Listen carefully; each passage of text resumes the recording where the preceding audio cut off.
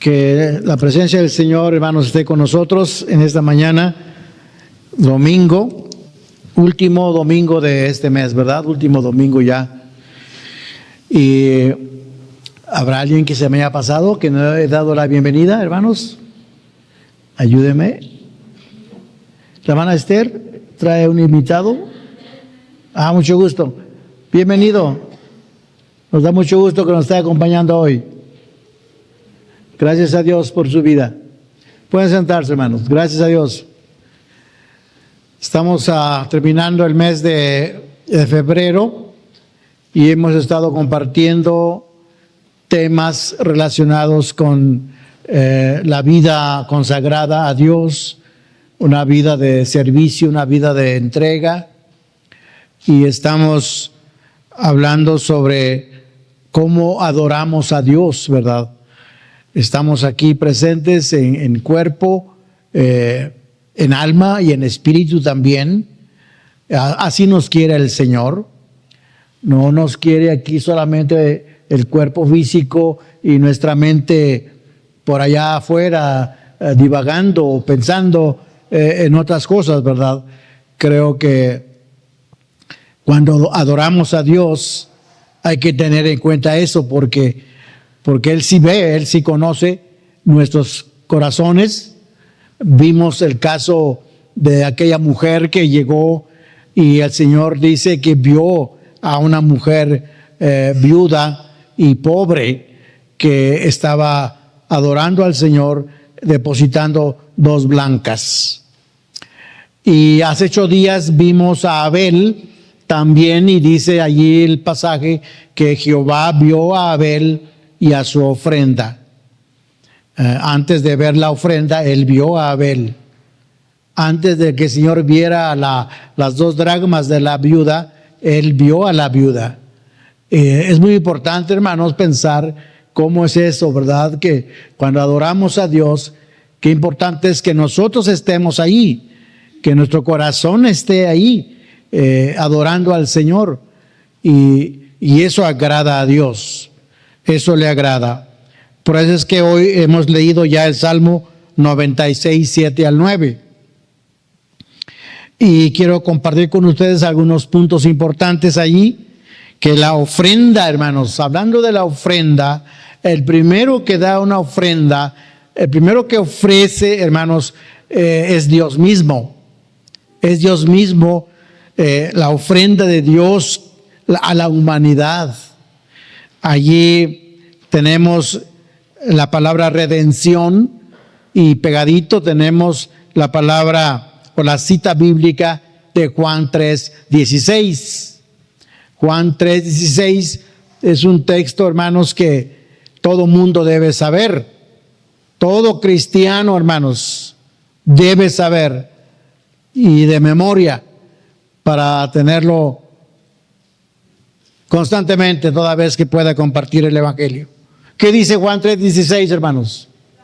Porque de tal manera amó Dios al mundo que ha dado a su Hijo unigénito, para que todo aquel que en Él cree no se pierda, mas tenga vida eterna. ¿Qué es la parte más importante de ese texto? Todo es importante, hermanos. Se cree que si no tuviéramos Biblia completa, pero tuviéramos ese solo texto, con eso nos bastaría. Con ese solo texto nos bastaría. Porque es tan profundo ese texto, hermanos. Habla de que Dios nos ama. Habla de que Dios dio. Habla de que ese texto Dios nos quiere a todos. Todo aquel que en Él cree. Habla de la perdición o la salvación. No se pierda. Habla de una vida futura. Desde aquí, tenga vida eterna. Es un gran texto, hermanos. Es un gran texto. Sin embargo, la parte más importante del tema que estamos tratando es que Dios da. Dios da, ha dado a su Hijo unigénito. Sí, con la entrada del pecado, hermanos. Con la entrada del pecado a la humanidad, La humanidad toda quedó bajo sentencia de muerte. Si eso dice, hermanos, la palabra de Dios, de que el hombre quedó totalmente desprovisto. El pecado echó a perder todo. El hombre tenía un problema gravísimo.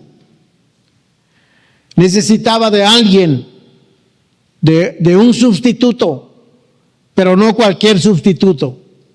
Necesitaba de un sustituto perfecto, santo, para tomar su lugar en la cruz. Y fue ahí, hermanos, donde Dios ofreció entonces lo más precioso, lo más grande que Dios tenía en el cielo, su unigénito Hijo. De tal manera amó Dios al mundo que ha dado. Así es que, hermanos, corazón Jesús dijo, más bienaventurado es dar que recibir, porque Dios es el que primero da ese paso de haber dado a su Hijo unigénito. Cristo, número uno, Cristo nuestro Redentor. Dios procuró, hermanos, inculcar en la mente de nuestros primeros padres una realidad triste, dura. Y esa era, hermanos, de que eran pecadores y merecedores de muerte. Ahí está el apóstol Pablo en Romanos 6:23 diciendo, porque la paga del pecado es muerte. Así es, hermanos, la realidad. Y entonces se requería de un sustituto, un redentor que moriría en lugar del pecador. Ese fue Jesús. Número 2, redención ilustrada en el sacrificio de animales. Sí, el primer acto de Dios después del pecado fue ilustrar esta verdad. Dios tomó un cordero, Dios tomó una oveja, seguramente Dios le quitó la vida a este animal para cubrir la desnudez de Adán y Eva. Porque ellos, ustedes recordarán, cuando pecaron, se dieron cuenta de que estaban desnudos. Y entonces se hicieron hojas de higuera y se pusieron esas hojas como delantales y a huir por el huerto, a esconderse de la presencia de Dios. De Dios nadie se puede esconder, hermanos. Nadie se puede esconder. ¿A dónde huiré de tu presencia?, dice el salmista. Y entonces Dios tiene que proveer vestido para el hombre, pero dice que los cubrió de pieles. Así es que, hermanos, el sacrificio de animales fue ordenado por Dios para que fuese, así de esta manera el hombre recordara en forma perpetua un reconocimiento de su pecado y una confesión de su fe en el Redentor prometido. Tenía por objeto manifestar a la raza caída la solemne verdad de que el pecado era lo que causaba la muerte, porque la paga del pecado es muerte. Y ahí tenemos entonces, hermanos, punto 2, ofrenda del hombre a Dios. ¿Cómo vamos a responder, hermanos, a Dios ante una manifestación tan hermosa de su amor? Pues con gratitud. Seguramente, hermanos, que con gratitud. Pero en esa gratitud le ofrecemos a Dios nuestras ofrendas. Por eso dice el Salmo que acabamos de leer. ¿Cómo debemos venir delante de Él? Traed ofrendas, dice. Tributad a Jehová y traed ofrendas en su santuario. Y hoy no sacrificamos más animales para acordarnos de que tenemos un Redentor. Ya no más corderos, ya no más carneros, ya no más novillos, como era la costumbre del pueblo de Israel en el Antiguo Testamento. No obstante, necesitamos que esta verdad tome posesión de nuestro corazón por el Evangelio eterno que vino a nuestras vidas. Así lo llama Apocalipsis. Juan, el apóstol Juan, cuando escribe Apocalipsis, en el capítulo 14, versículo 6, él le llama el evangelio eterno. Hermanos, el evangelio que nos llegó a nosotros es eterno. Nació en el corazón de Dios. Se empezó a manifestarse tan pronto como el pecado entró. Empezó a surgir, a manifestarse ese evangelio. Cuando Dios dijo que de la simiente de la mujer nacería uno, que heriría a la serpiente en la cabeza. Ese es el evangelio, hermanos. Ahí empezó el evangelio, hermanos. Y con el tiempo vino a concretarse en la persona de Jesucristo, el Hijo de Dios. Así es que ofrenda y demostración de gratitud a Dios por la salvación. ¿Cómo vamos a demostrar, hermanos, nuestra gratitud a Dios por la salvación? ¿Qué hace usted, hermano, cuando visita a un jefe de Estado?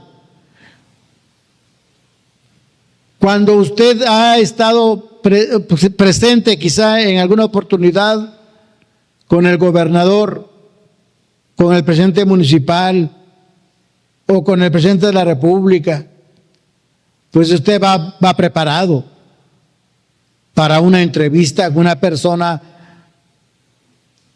preeminente, vamos a llamarlo así, ¿no?, en este mundo, por la responsabilidad que tiene. O cuando los jefes de Estado se visitan unos a otros, intercambian presentes. Hermano, ¿no deberíamos nosotros también, seres mortales, redimidos ciertamente, pero pecadores, presentarnos delante del Rey de Reyes y Señor de Señores y llevarle un presente en reconocimiento a su grandeza? Pregunto, ¿será que es posible venir delante de Él con las manos vacías? Cuando Él expresamente dijo, y nadie se presentará delante de mí con las manos vacías. Yo creo, hermanos, que un corazón agradecido, un corazón lleno de gratitud, también se presenta ante Dios con las manos llenas por la gratitud que siente. Inciso B, la ofrenda es un acto de adoración y de declaración de la dignidad, el valor y la honorabilidad de aquel a quien ofrendamos. Hermanos, qué hermoso es adorar a Dios. Adorar a Dios, hermanos, no solamente es cantarle. La adoración es un estilo de vida. La adoración, hermanos, continúa. No termina aquí de 11:30 a 1 de la tarde. Usted es un adorador permanente. Está adorando a Dios siempre. Su vida es un altar donde el carbón o el fuego no debe apagarse. Día y noche debe limpiarse, sacar la ceniza, quitar el carbón y poner leña nuevamente, y que el fuego nunca se apague. Ese era el simbolismo del altar en el Antiguo Testamento. Nunca debió haberse apagado, siempre encendido. Los sacerdotes limpiaban la ceniza y el carbón y ponían leña nueva y seguía el fuego ardiendo. Ese debe ser nuestra vida, hermanos. Entrando al templo y saliendo del templo, y caminando en la calle y trabajando donde sea que estemos, el corazón debe ser siempre un altar. La ofrenda es un acto de adoración, entonces, y de declaración de la dignidad, el valor y la honorabilidad de aquel que está sentado en el trono a quien ofrendamos. Inciso C, la ofrenda es también una demostración de gratitud a todo aquello que Dios hizo por nosotros. Nuestro Dios, hermanos, continúa afirmando que no podemos comparecer delante de Él con las manos vacías. Si pensamos, hermanos, en lo que Dios hizo por nosotros, ¿cuánto le costó a Dios la salvación que usted tiene? Usted dirá, a mí no cuesta nada, es gratuita. Sí, es gratuita. Pero hermanos, ¿cuánto le costó a Dios? Por eso es que el Señor, hermanos, cuando nos invita allí en Éxodo 34:20, si usted gusta ver en su Biblia esa cita, Éxodo 34:20 dice, pero redimirás con cordero el primogénito del asno, y si no lo redimieres, quebrarás su cerviz. Redimirás todo primogénito de tus hijos, y ninguno se presentará delante de mí con las manos vacías. Éxodo 34:20. Qué importante, hermanos, entonces es esto, ¿verdad? Cuando venimos a la casa del Señor para adorarle. Punto 2. Ofrendar nos hace generosos. Fíjense, hermanos, ofrendar nos hace generosos como Dios es generoso. Si Dios nos pide ofrenda, no es por estar necesitando de aquello que tenemos. Claro que no. Es porque sabe mejor que nosotros cuánto necesitamos ofrendar. Nosotros somos los que necesitamos ofrendar, hermanos. Dios quiere que seamos como Él es. Él entregó la mayor y maravillosa ofrenda que es su propio Hijo. Y así como Él nos da todo con generosidad, quiere que también nosotros seamos generosos así como Él. Como dice Hechos 20:35, hermanos. Necesitamos aprender a dar y no solamente recibir. Hechos 20:35 termina ese texto diciendo, más bienaventurado es dar que recibir. Y el Señor no se equivocó, hermanos. Yo creo que usted tampoco, hermano, lo ha vivido, lo ha experimentado. ¿Cómo siente usted cuando recibe y cómo siente usted cuando da algo a alguien? ¿A poco no, hermanos? ¿No ha sido así su experiencia? Cuando usted tiende la mano para ayudar a alguien en su necesidad o ofrece algo para dar para la gloria de Dios, dígame cómo se siente su corazón. Se siente algo indecible, hermanos, algo indeleble, un gozo, una satisfacción, que no es lo mismo cuando uno recibe algo. Porque cuando uno da, hermanos, trae como consecuencia una satisfacción al corazón. Se siente uno contento, se siente uno feliz, en paz, cuando da la mano a alguien o cuando participa y da algo para la obra del Señor. Hay una paz en el corazón. Por eso es que Jesús no se equivocó cuando dijo, más bienaventurado, más dichoso, más feliz es dar que recibir.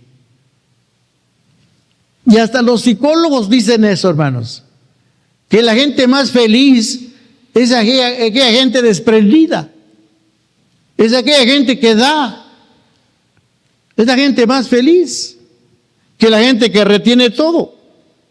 Porque déjenme decirles, hermanos, que la codicia, la avaricia, no trae felicidad.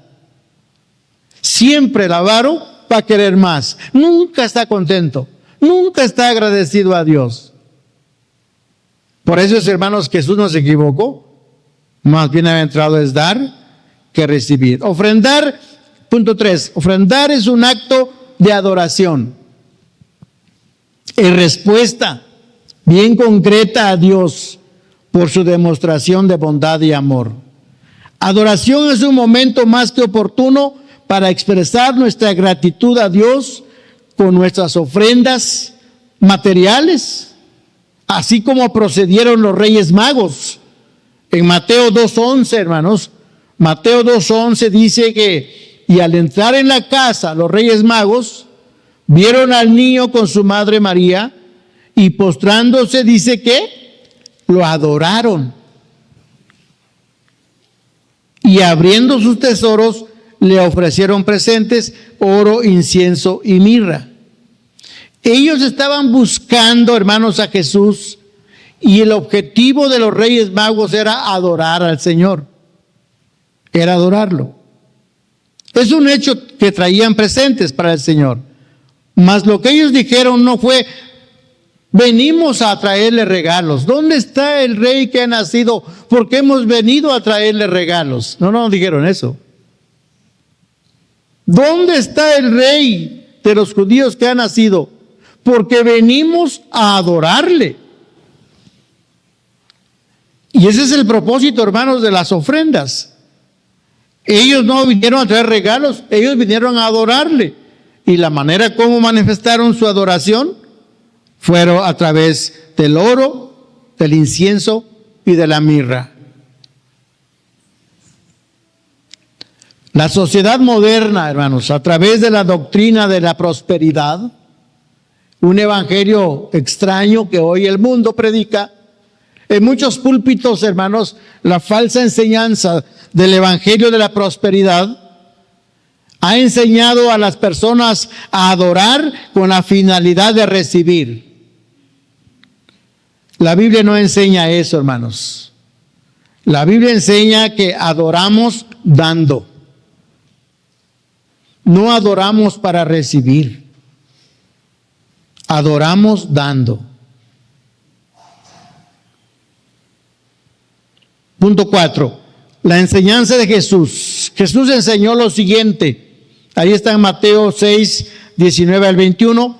Pero también está en la pantalla si lo podemos leer. Dice: no os hagáis tesoros en la tierra, donde la polilla y el orín corrompen, y donde ladrones minan y hurtan, sino haceos tesoros en el cielo, donde ni la polilla ni el orín corrompen, y donde ladrones no minan ni hurtan. Pues donde esté vuestro tesoro, allí estará también vuestro corazón. Hermanos, ¿dónde está tu corazón? Porque el Señor dice: donde esté vuestro tesoro, allí estará también vuestro corazón. Y el propio Jesús, hermanos, había dicho: amarás al Señor tu Dios con todo tu corazón. Marcos 12:30. ¿Será que cuando Él afirmó, porque donde está tu tesoro, ahí estará también tu corazón, no estaría queriendo enseñarnos el Señor lo que significa adorar a Dios de todo corazón? Feliz, hermanos, bienaventurado el hombre que entiende que todo cuanto posee en realidad le pertenece a Dios, y que al dedicar sus bienes materiales al servicio del Señor, con esto está adorando a Dios de todo corazón. Punto 3. Todo pertenece a Dios y a Él debe ser devuelto, ofrendado. Cuando Dios libró a Israel desde Egipto para que fuera un tesoro especial para Él, Dios enseñó a dedicar el diezmo de sus posesiones al servicio del tabernáculo. Esto era una ofrenda especial, dedicada a un trabajo especial. Mientras el diezmo representa nuestro reconocimiento a Dios como creador, propietario de todas las cosas, nuestras ofrendas entregadas al Señor materializan nuestra gratitud por todas las bendiciones, especialmente la bendición de la rendición, de la redención en Cristo Jesús. De esta manera, entonces, el diezmo debe ser considerado como lo mínimo recomendable y no como el límite máximo de la responsabilidad financiera del cristiano. el diezmo es apenas el primer escalón de la escala, el punto de partida para una contribución liberal que alcance la línea del sacrificio. La palabra diezmo, hermanos, la palabra diezmo, tanto en el hebreo como en el griego, significa un décimo. Esas expresiones décimo o diez o décima parte eran entendidas por los semitas, especialmente los judíos, como siendo la menor parte, lo mínimo que un adorador podía entregar a Dios. El diezmo, hermanos, que el pueblo judío adoraba a Dios, no era lo máximo, era lo mínimo. Y cuando Dios solicitó el diezmo, la décima parte de sus ganancias, el judío ya sabía que Dios estaba pidiendo lo mínimo.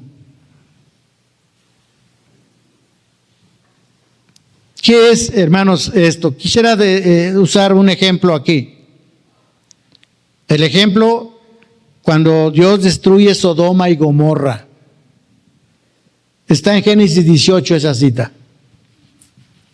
Cuando Dios destruye Sodoma y Gomorra, se inicia una conversación de Dios con Abraham. ¿Destruirás también al justo con el impío? Empezó diciendo Abraham a Dios. ¿El juez de toda la tierra no ha de hacer lo que es justo? Era la pregunta que hacía Abraham a Dios. Y entonces comienza una secuencia de preguntas. Dice Abraham, si hubiera 50 justos, Dios dice, no destruyo por 50 justos. Pero si hubiera allí 45, dijo Dios, no, tampoco, no destruyo por los 45 que allí hay. Y si hubiera 40, no, tampoco, dijo Dios. 30, 20. Y Dios dijo, no destruyo por amor a los 20. Y entonces Abraham vuelve a hacer la pregunta al Señor. No se enoje ahora mi Señor. No se enoje mi Señor.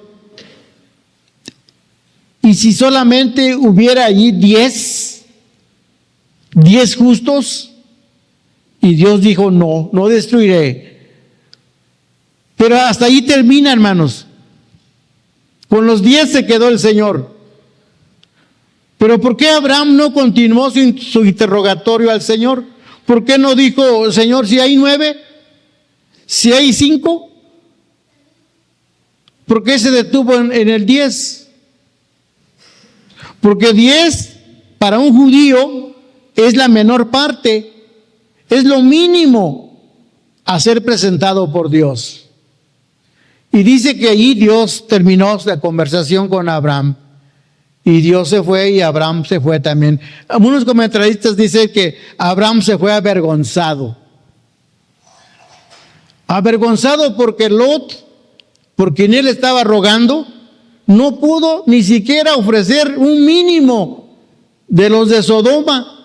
Un mínimo de 10 que Lot hubiera alcanzado para Dios. Porque no eran 10, eran menos de 10. Así es que Abraham se fue de ahí avergonzado de su sobrino, por quien estaba intercediendo, quien no pudo llegar ni siquiera a lo mínimo, ni 10, que era lo mínimo que podía ofrecerse. Punto 2. La menor ofrenda entonces aceptada por Dios como expiación de los pecados. Ahí está en Levíticos 4 y Levíticos 5. Cuando el holocausto era a favor del sacerdote, el animal sacrificado debía ser un novillo. Cuando era por el pueblo en general, un novillo. Cuando era por el príncipe, un carnero. Cuando era por una persona común, una cabra. Dice, pero más si no tuviere lo suficiente para 2 tórtolas o 2 palominos, el que pecó traerá como ofrenda la 10ª parte de una efa de flor de harina para expiación. No podrá sobre ella aceite, ni sobre ella pondrá incienso, porque es expiación. Lo más bajo, hermanos, la 10ª parte de un efa de flor de harina. El diezmo, lo mínimo, lo más bajo que se podía. Y Hebreos 9:22, hermanos, Hebreos 9:22 da una explicación un poco más detallada. Y casi todo es purificado según la ley, con sangre, y sin derramamiento de sangre no se hace remisión. Hebreos 9:22. Y dice, y casi todo es purificado. Pero ¿por qué casi todo? ¿Por qué no todo? ¿Por qué casi? ¿Por qué casi todas las cosas se purifican con sangre? ¿Y por qué no todo? Bueno, hermanos, era la provisión de Dios para el miserable pecador, arrepentido, que no tenía sangre para presentar al Señor, no tenía un ovillo, no tenía una oveja, no tenía un cabrito. Era el más pobre, el más miserable, hermanos, porque al final ese es el pecador. El pecador es el más miserable, hermanos, delante de Dios, porque no tiene nada que ofrecer. Y los judíos tenían una medida que era exactamente la 10ª parte de un efa. Un efa, el gomer. ¿Y por qué Moisés escogió la palabra o la expresión 10ª parte y no un gomer? Bueno, lo hizo Moisés para enseñar al pueblo que aquello era lo mínimo que Dios aceptaría como ofrenda de expiación. El diezmo entonces es mi reconocimiento a Dios como creador. Mi ofrenda es mi gratitud a Dios como redentor. Diezmo, 1/10 de nuestras ganancias, es por tanto lo mínimo exigido por Dios como nuestro reconocimiento a Él como creador. Es lo mínimo para la mantención de su obra. Punto 3. Cada uno con el don de su mano, conforme a la bendición de Jehová tu Dios, que te hubiere dado. Deuteronomio 16:17. Cada uno con el don de su mano, conforme a la bendición de Jehová. Dios no quiere, hermanos, Dios no requiere menos de nosotros de lo que demandaba a su pueblo de la antigüedad. Sí, Dios no requiere menos de nosotros de lo que demandaba a su pueblo hebreo de la antigüedad. Los dones que nos da Dios, hermanos, no son menores, son mayores que los que ofrecía al antiguo Israel. Su servicio entonces requiere recursos y siempre los va a requerir. ¿Por qué ofrendamos menos que los judíos si recibimos mayores bendiciones que los judíos? A ver, piense usted en eso. ¿Por qué cree usted que vamos a ofrendar menos que los judíos si los judíos recibían menos de bendiciones que nosotros? Nosotros somos mucho más bendecidos, hermanos, mucho más bendecidos que el pueblo judío. Por eso es que no podemos ofrendar menos que ellos, porque recibimos mayores bendiciones.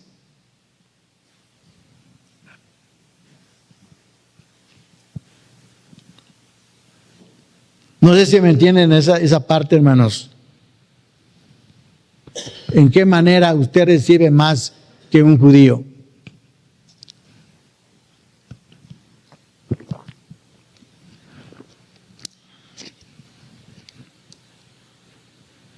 ¿Por qué decimos, hermanos, que usted recibe más que un judío? ¿Vale? Por la salvación, hermanos, que tenemos en Cristo y que no lo merecemos. ¿Por qué? Porque somos gentiles. Los judíos en un principio pensaron, se enojaron los hermanos judaizantes, los que creyeron en Cristo primero en Jerusalén. Dijeron, no pase el evangelio más de nuestras fronteras. Nada que Antioquía, que Roma, que Tesalónica, no. Ahí no, nada más aquí. Ellos veían eso, que no merecíamos los gentiles la salvación. Y hermanos, cuando se abre la puerta del evangelio, hermanos, ahí con Cornelio, este tribuno o este centurión, Cornelio, ahí se abre la puerta, hermanos, para el evangelio, para todos los gentiles. Toda Europa se llenó del evangelio después. Siglos tuvieron que pasar. Finalmente llega el evangelio a América. Y llega a nuestro país. Y llegó a usted. ¿Y qué privilegio, hermanos, tiene usted ahora? Pues un gran privilegio, hermanos. El que usted sea hijo de Dios, hija de Dios. No siendo pueblo, no siendo del linaje de Abraham, pero ahora lo es. Todos los hijos de Abraham son hombres de fe, hombres de obediencia. No somos hijos de la ley, de Moisés. No, somos de descendencia de Abraham, el padre de la fe. Y cuando ofrendamos, hermanos, y cuando entregamos al Señor nuestros diezmos, estamos ejercitando nuestra fe y siguiendo al hombre de fe. Y Abraham fue uno de los hombres de fe. Hermanos, el evangelio de nuestro Dios, ahora que somos cristianos, somos discípulos del Señor, hermanos, recae en nosotros ese gran privilegio, no una carga.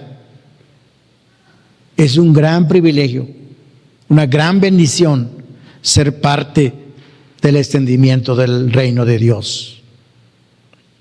Termino con una historia, hermanos, ahí va a aparecer en la pantalla. Hace más de 100 años, Enrique P. Crowell contrajo tuberculosis y supo que nunca concretaría su ambición de tornarse predicador. Él quería ser predicador, pero estaba tuberculoso. Y después de oír un sermón de Moody, gran evangelista de aquellos años, después de oír ese sermón, él oró al Señor. Señor, yo no puedo ser predicador, mas puedo ser un buen comerciante. Si me permites ganar dinero, yo lo usaré para tu servicio. Esa fue la oración que hizo este hombre. Un médico lo aconsejó a trabajar al aire libre por su enfermedad. Él siguió el consejo y después de 7 años recuperó la salud. Imagínense, hermanos, Dios obró en la vida de este hombre dándole la salud. Entonces compró, dice, el pequeño y desmantelado molino Quaker en Ravenna, estado de Ohio, en los Estados Unidos. El emprendimiento prosperó y, leal a su promesa, Crowell devolvió fielmente el diezmo, como lo había prometido. Dentro de 10 años, la avena Quaker era un nombre conocido. Y durante los 40 años siguientes, Crowell dio 60 a 70% de sus ingresos a la causa de Dios. ¿Quién no conoce esa avena? Yo me gusta mucho la avena, la atole de avena. Dice, mundialmente. Ese hombre se hizo riquísimo, pero fue un hombre que amó mucho por la obra de Dios. Y él entregaba esa cantidad, el 60 a 70% de lo que ganaba de su empresa. Cuando llegamos al punto de reconocer que todo lo que tenemos y somos pertenece a Dios, la obediencia fiel a las expectativas de Él se torna un placer. Y termino lo que David, hermanos, David dijo allí en Crónicas 29:14. ¿Lo leemos todos, por favor? Porque ¿quién soy yo y quién es mi pueblo para que pudiésemos ofrecer voluntariamente cosas semejantes? Pues todo es tuyo y de lo recibido de tu mano te damos. Hermanos, que el Señor nos bendiga, que el Señor nos ayude también a ser fieles, a ser obedientes, a amarle, a no robarle a Dios, hermanos. El decálogo dice, hermanos, no robarás. El decálogo es de un alto contenido moral y es para todos los cristianos de todos los tiempos. El decálogo no es solamente para el judío. El decálogo es para todos nosotros. Y ahí dice, de los 10 mandamientos hay uno que dice, no robarás. Hermano, ¿cuándo es cuando usted le roba a Dios? Dice Malaquías, ¿robará el hombre a Dios? Se preguntaba el pueblo. ¿Robará el hombre a Dios? ¿Y qué respondía el Señor? La nación toda me habéis robado. Y respondía el pueblo, ¿pero en qué, Señor? ¿En qué te hemos robado? ¿Y qué contestaba el Señor? En vuestros diezmos y ofrendas. Hermanos, el no robar no es para el judío. El no robar está en el decálogo de alto contenido moral. Y el creyente que no le entrega al Señor lo que es del Señor, le roba. En otras palabras, es un ladrón. Y un hermano decía, hermanos, a alguien que no entrega los diezmos, no le confío ni la bicicleta. Porque si le roba a Dios, ¿qué no me va a robar a mí? Hermano, llévense eso en mente, haciendo una exégesis de esta palabra del diezmo, porque muchos opinan, hermano, aquí mismo, quizá usted venga de una congregación que no fue enseñado así. Muchos han aprendido eso, que el diezmo no, que es del Antiguo Testamento, no, que el diezmo es de los judíos, no, pues somos muy convenencieros. Cuando se trata de la salvación, no, ahí sí todos, ¿verdad? Todos somos bendecidos, todos la salvación. Pero cuando se trata del diezmo, entonces no, nada más para los judíos. Pero no, el Señor nunca condenó el diezmo, hermanos. Es más, Él lo aprobó. Él lo aprobó. Es más, Él diezmó. ¿Creen eso que el Señor diezmó? Pues Él cumplió la ley en su totalidad. Y por eso es que nosotros entendemos, hermanos, que el diezmo no es lo máximo. El diezmo es el principio, es lo mínimo. Es lo mínimo que un creyente puede entregar al Señor. Pero entienda eso. Decía yo a los hermanos en el Tepetate, hubo una hermana que siempre entregaba 10 pesos al Señor de ofrenda. Siempre era 10 pesos. Y alguien le preguntó, hermano, ¿por qué siempre da 10 pesos? No, es que doy el diezmo. A ver, hermano, no, usted está equivocado. Usted está dando el diezmo, pero de 100 pesos. Pero si el Señor lo bendijo con 1000, ¿cuánto va a entregar al Señor? 100. Pero si lo bendijo con 10,000, ¿cuánto le va a entregar al Señor? 1000. Y si lo bendijo con 100,000, ¿cuánto le entrega al Señor? 10,000. Hubo un joven, hermanos, y cuando terminó, hubo un joven que se acercó a su pastor y le dijo, pastor, quiero que ore por mí, voy a empezar un negocio y quiero que me vaya bien. Y oraron, él fue al templo Y allí oraron al Señor. Y le prometió al Señor ser fiel. Y sí, el joven dio $10 de diezmo. Después dio $20 y así se fue. Dios iba bendiciendo su trabajo. Llegó a dar hasta $200 por semana. Entonces dijo, no, esto ya es mucho, dijo él. Y otra vez volvió al pastor a hablar con el pastor. Le digo, pastor, quiero que ore por mí porque yo ya no pienso dar $200, ya es mucho. Entonces dijo el pastor, ok, vamos a orar. Para que tú sigas dando esos $10, vamos a pedir al Señor que reduzca tus ingresos para que vuelvas a dar $10 como antes dabas. Ah, no, dijo el joven. No, gracias, pastor. Yo prefiero mejor serle fiel al Señor y seguir dando 200 o más, que el Señor me bendiga más. Voy a seguirle dando. Hermanos, no usamos mucho, yo poco uso Malaquías 3:10, pero Malaquías 3:10 dice eso, hermanos. Entre las cosas que dice ese texto, dice, y abriré las ventanas de los cielos y derramaré sobre vosotros bendición hasta que sobreabunde. Hermano, ¿no será que usted está tapando esas ventanas? Pensando que quedándose con el diezmo, usted va a tener más. Y lo que está haciendo es que está cerrando esas ventanas. Piense, hermano. Pensemos. Dios no nos falla. La misericordia de Jehová son nuevas cada mañana. Oremos. Padre, gracias. Gracias por todo lo que tú harás en nuestras vidas. Perdónanos, Señor.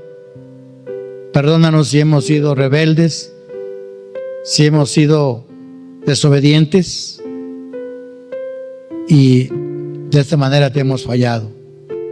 Ayúdanos, Señor, a ser verdaderos discípulos. Aprender, Señor, con lo mínimo para entregarte. Y de ahí todo lo demás, todo lo que tú nos das, pues todo es tuyo. Y de lo recibido de tu mano, eso mismo te damos, dijo tu siervo el rey David. Muchas gracias, Padre, en el nombre de Cristo Jesús. Amén.